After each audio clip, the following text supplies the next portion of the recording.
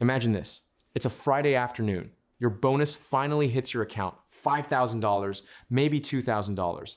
The moment you see it, your brain starts building a list. You've been thinking about that watch. You've been thinking about that trip to Mexico. You've been thinking about upgrading your apartment. New furniture for the living room. You've been embarrassed every time someone comes over. Within 45 minutes of that deposit, you've mentally allocated $9,000 of it to 3 specific purchases. The remaining $3,000, whatever comes up, none of it will be saved. None of it will be invested. None of it will still exist 6 months from now in any form you can point to. By Sunday night, you've placed 2 of the 3 orders. By the following weekend, the watch is on your wrist and you're scrolling Instagram from the trip. Now, there's a family 3 states over that received the exact same bonus this year, except it didn't come as a bonus. It came as a distribution from a trust their great-grandfather set up in 1973. The recipient is 26 years old. Before the end of that same Friday afternoon, she put $11,000 of it into her brokerage account. The $1,000 she kept went to a single considered purchase she'd been planning for 3 months. She didn't tell her friends about any of it. She didn't post a single thing. By the time you finished your trip to Mexico, she'd already had a phone call with the family's longtime advisor to confirm the allocation. The $11,000 had been deployed into the same index funds her grandparents had held for 40 years. That difference between 2 responses to identical sums of money, that's the entire reason her family will still be wealthy in 20 years, 30 years, 60 years. And yours, if it ever gets there, almost certainly won't be. The difference isn't intelligence. It isn't education in the conventional sense. The difference is a worldview, a specific way of relating to money that gets transmitted from parent to child across generations. And almost nothing in modern American culture will teach you this, because modern American culture is structurally incapable of teaching it. This mindset is sometimes called old money, sometimes called stewardship, sometimes called generational thinking.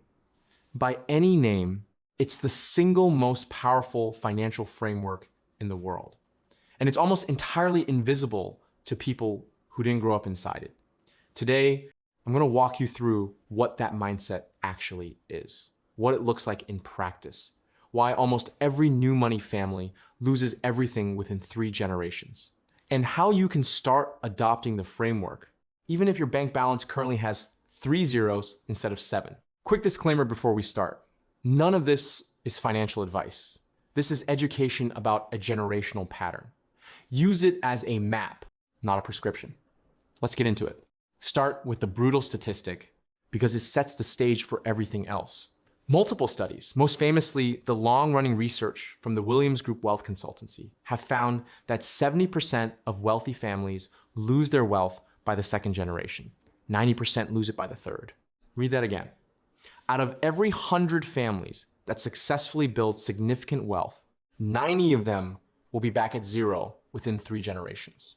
Andrew Carnegie called this shirt sleeves to shirt sleeves in 3 generations. The English called it clogs to clogs. The Chinese have their own version. Wealth never survives 3 generations. The same pattern appears in every culture, every economy, every tax system. It's not an American problem. It's a human problem. And it traces back to something specific about how new wealth and old wealth relate to money in fundamentally different ways. The first generation builds. They roll up their sleeves, they work obsessively, they save because they have no choice, and then they keep saving because the habit set in deep. They live below their means, partly because they always did, and partly because they understand, in a way that won't be transmissible to their children, exactly how fragile money actually is. The second generation grows up around the wealth. They watch the first generation create it. They inherit some of the values, but not all of them. They live more comfortably than their parents, but still have some muscle memory. The third generation grows up entirely inside the wealth. They never saw it created. They have no muscle memory at all. To them, the money is air. It just is. And that perception that the money simply exists and will continue to exist, regardless of how they relate to it, is what destroys 90% of family fortunes. By the time the great-grandchildren reach adulthood, the old money mindset is, more than anything else, the set of behaviors and beliefs that survive this pattern. It's what the 10% of families do that the 90% don't. And it's not what most people assume. It's not about having more money. Many old money families have far less wealth than newly minted tech and finance fortunes. It's not about specific investments. The investments are almost embarrassingly boring. It's about a worldview, a posture, a way of relating to the family's money that gets transmitted as carefully and deliberately as any other inheritance. And that produces wealth preservation as a natural side effect across decades and centuries. Let me walk you through the pieces of that worldview one at a time, because each one inverts the assumptions most new money culture operates on. The first pillar of the old money mindset is that you are not the owner, you are the steward. This is the foundational reframe. Almost nothing else makes sense until you grasp it. In new money culture, the wealth is yours. You earned it, you spend it, you enjoy it. It exists for your present satisfaction. In old money culture, the wealth was given to you by people who came before, and your job is to pass it to the people who come after in better shape than you received it. You are a temporary custodian of something larger than yourself. You happen to be in possession of the family's capital during a particular window of decades. And your responsibility is to that capital, not the other way around. The capital doesn't serve your impulses. You serve its preservation. This reframe changes everything downstream. When you are the owner, the question is, what do I want? When you are the steward, the question is, what would best serve the asset across the next 40 years? The bonus that lands in your account isn't yours to spend. It's the family's capital arriving in your custody. And you have an obligation to deploy it the way a responsible steward would deploy any resource that belongs to something larger than you. This is why the 26-year-old at the start of this video put $11,000 of the $12,000 into her brokerage account without even thinking. To her, the question was never whether to save it. The question of saving versus spending didn't really arise. She was simply doing her job as the current custodian of a particular stream of capital her family has been preserving for 53 years. The second pillar is that time horizons are measured in generations, not years. New money thinks in quarters: the quarterly bonus, the quarterly stock report, the quarterly business performance. New money's longest natural horizon is the retirement date, maybe 30 years out at the start of a career. Old money thinks in 50-year and 100-year horizons. The decisions being made today are made with the great-grandchildren in mind. The trust that gets set up isn't designed to dissolve in the next generation. It's designed to operate with appropriate flexibility across the entire arc of the family's future. This time horizon does enormous work invisibly. The single greatest force in wealth building is compound interest. And compound interest rewards time more than it rewards almost any other variable. $1 invested at age 25 and held until age 90 at average market returns becomes hundreds of dollars. $1 invested with the explicit understanding that it's working for the grandchildren's adulthood and the great-grandchildren's college becomes a 1,000-year asset. Old money families simply give compound interest the longest possible runway. And the runway does most of the actual work. They don't beat the market, they don't pick the right stocks, they just refuse to interrupt the compounding ever.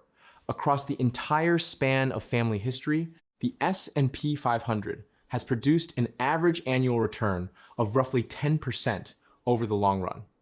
Held for one generation, that's powerful.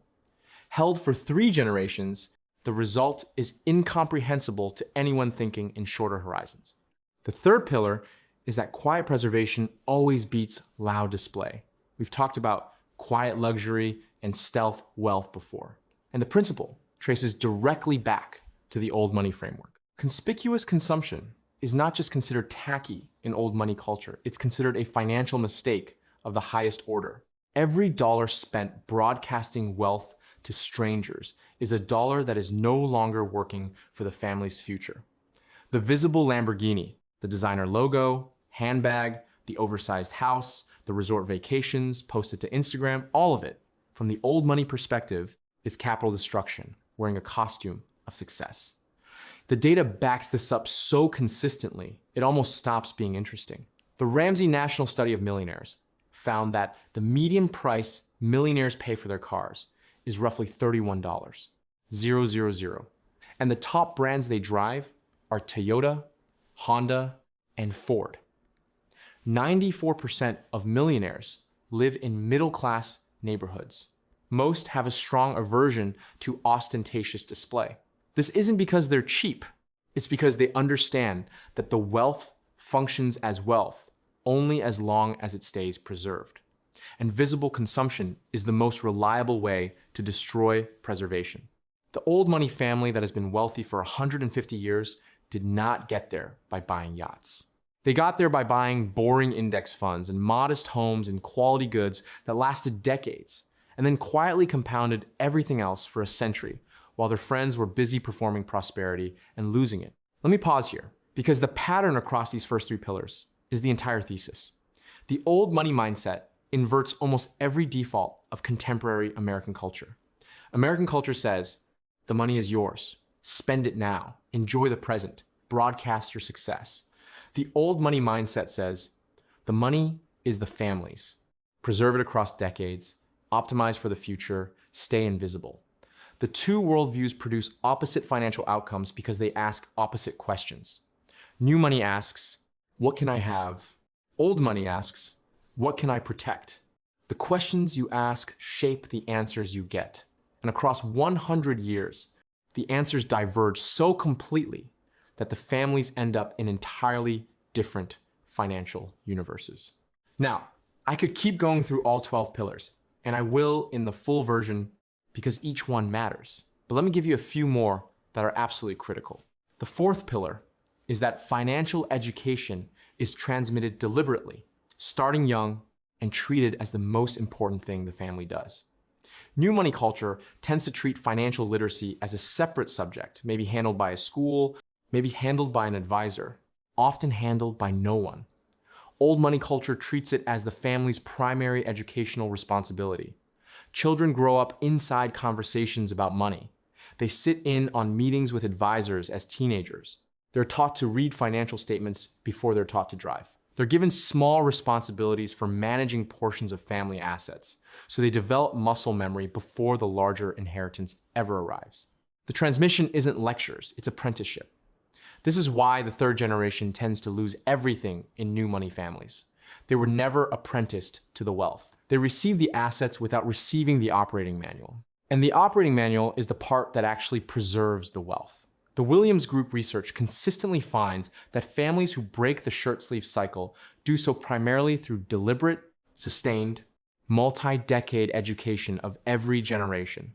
The wealth gets transmitted, but the wealth alone is not enough.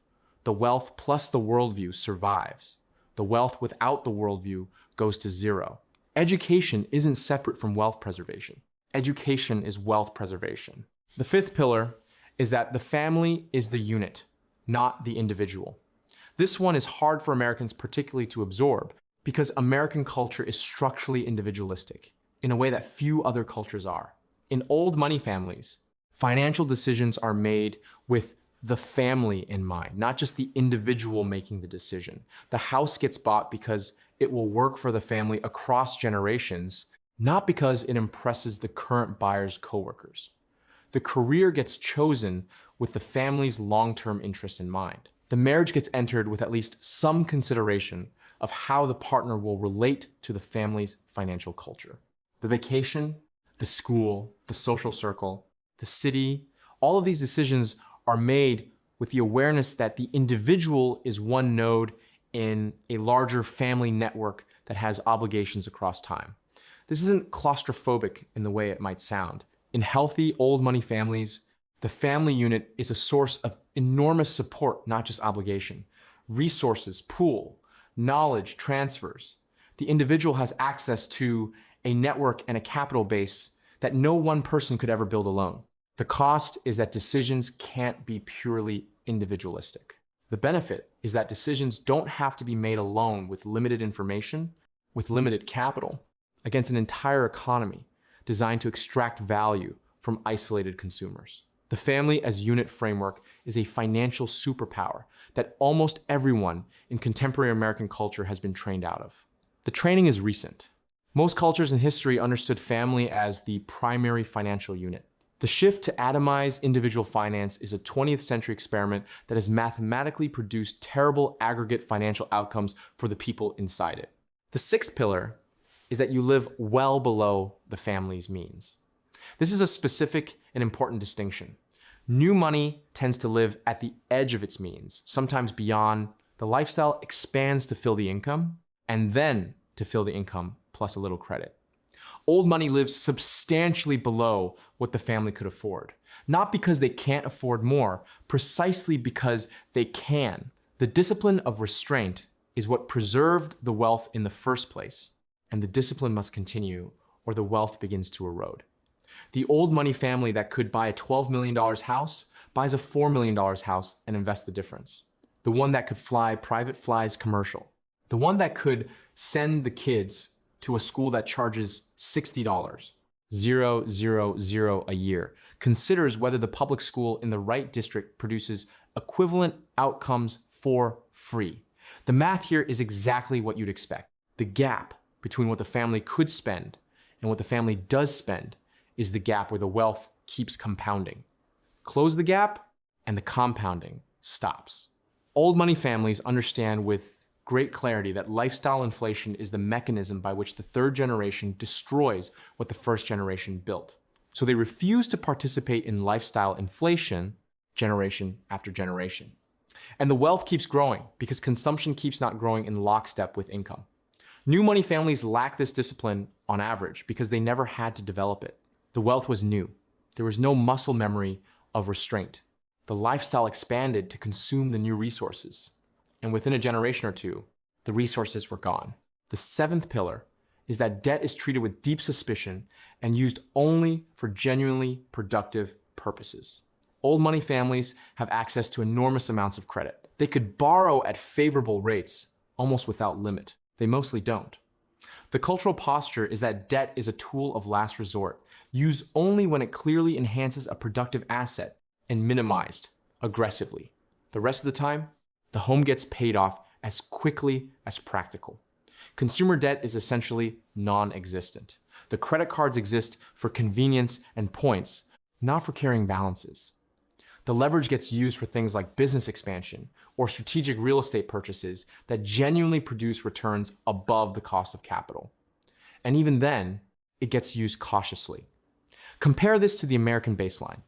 LendingTree data through Q1 of this year shows the average credit card APR at 21%. 47% of credit card holders carry a balance month to month, and 61% of those have been in debt for at least a year.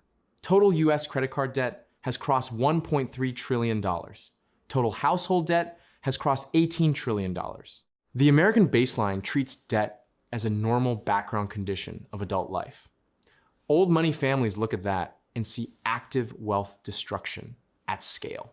Every dollar of interest paid is a dollar that no longer compounds. The household carrying $6, 500 at 22% interest pays roughly $1,500 a year in interest alone. That $1,500 compounding at 8% over 30 years would have become over $180. 000 in family wealth. The debt didn't just cost the interest, it cost the future the interest would have built. I could go through all 12, and in my full breakdown I do. But the point is this: the old money mindset is a complete inversion of how most of us have been taught to think about money. And the families that preserve wealth across generations do it by systematically applying these principles. The wealth follows the worldview. Without the worldview, even vast fortunes evaporate. With the worldview, even modest wealth compounds into dynastic resources. Now, let me address the question this video forces. What does any of this mean for someone watching who isn't from an old money family? If you're a first generation wealth builder or zero generation or actively in debt or just starting out, how is any of this relevant? Here's the answer.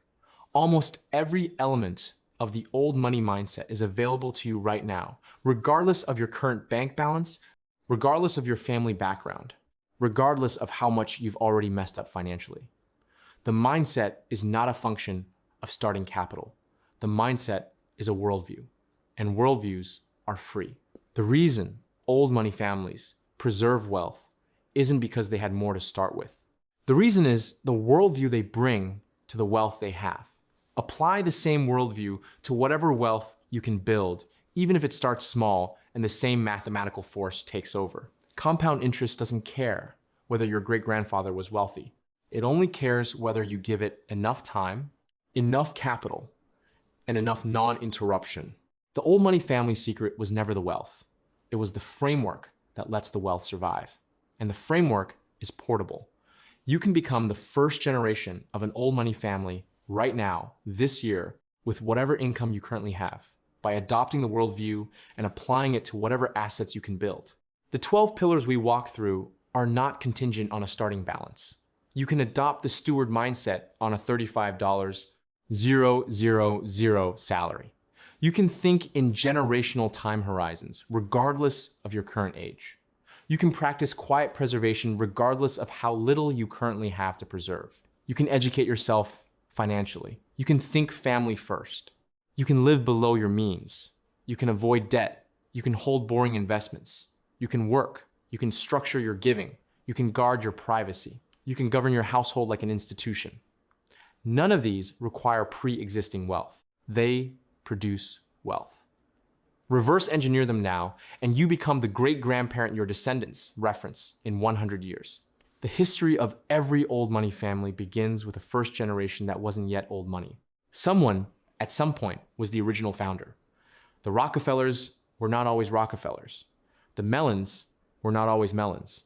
The European families that have preserved wealth across centuries each had a first member who started from somewhere modest and built carefully. What separated them from the families that built equivalent wealth and then lost it was that they encoded the worldview deeply enough that it survived transmission across generations.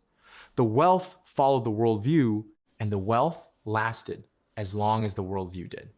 When the worldview eroded, even the largest fortunes evaporated within decades. Your starting point matters less than your starting framework. The framework determines what happens to whatever you build. Without the framework, even significant wealth will tend to evaporate because all the cultural and psychological forces around you are designed to extract it. With the framework, even modest wealth will tend to compound because compound interest plus consistent stewardship plus long time horizons produces results that mathematically must accumulate. The framework is the multiplier. Build it first, then build the wealth. And the wealth will do its work across the decades you're willing to give it. If you watch this and realize that you've been operating under the new money framework, even though you don't have new money yet, that your relationship with money is consumption first rather than stewardship first, that your bonuses get spent rather than deployed, that your time horizon stops at retirement rather than reaching toward grandchildren, then the path forward starts with seeing your actual current situation clearly. You can't apply a stewardship framework to numbers you can't see. The stewardship mindset requires, before anything else, accurate visibility on what's actually flowing through your life right now. I built a digital product called the Financial Reset System for exactly that first step. It walks you through getting clear on your real numbers, finding where your money is actually leaking, sequencing your priorities the way a steward sequences them rather than the way a consumer does, and building a 30-day plan that creates the foundation real generational thinking gets built on. Every number auto-calculates as you fill it in. The PDF guide walks you through each step. The 30-day plan gives you weekly checkpoints. The link is in the description and in my profile if you want to take a look. The mindset is the destination. Getting clear on your real numbers is how you start walking toward it. Here's the closing thought worth carrying with you. 90% of family wealth disappears within 3 generations. That statistic should haunt anyone who is currently building wealth, because it means that in the absence of deliberate intervention, almost everything you build will be gone within the lifespans of grandchildren you'll never meet. The default outcome is dispersion. The exception is preservation. The exception requires a specific framework that almost nothing in contemporary American culture will teach you, because the framework runs against the entire grain of consumer capitalism, which is structurally designed to convert your wealth into purchases as efficiently as possible. But the framework is real. The families that have preserved wealth across centuries did so through identifiable, replicable practices. The practices don't require massive starting capital. They require a particular worldview applied consistently across time. The worldview treats you not as the owner of your wealth, but as its current steward. It treats time horizons as multi-generational rather than personal. It treats display as destruction. It treats education as inheritance. It treats family as a financial unit. It treats restraint as discipline. It treats debt as enemy. It treats boring investments as friends. It treats work as part of the worldview. It treats giving as structure. It treats privacy as asset. It treats governance as architecture. Adopt the worldview now, before the wealth, and you become the first generation of something that could survive long after you. Adopt the consumption worldview instead, and you guarantee that whatever you build will be among the 90% that doesn't survive. The math runs in both directions with equal reliability. The framework you bring to your money in 2026 will determine what your great-grandchildren inherit in 2066.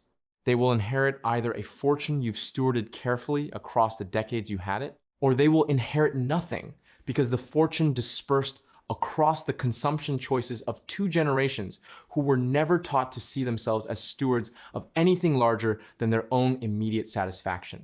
The 26-year-old at the start of this video knows what she is. She is the fourth generation. She knows there will be a fifth and a sixth, and that her decisions today are visible across that whole horizon. She doesn't experience this as a burden. She experiences it as identity. The $11,000 went into her brokerage account on a Friday afternoon because that's what stewards do. Not because she's better than you, because she was taught a framework that you weren't. The framework is not gated. You can pick it up right now. You can start operating from it tonight.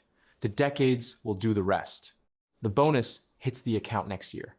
The framework you bring to it determines whether it disappears or compounds. The choice has always been and will always be yours to make. Old money knows what to do with money because old money was taught what money is for. New money keeps learning the same expensive lesson generation after generation until the wealth runs out and the family has to start over. Start the framework now. Skip the lesson. Be the first generation of something that lasts. Link to the Financial Reset System in description and profile.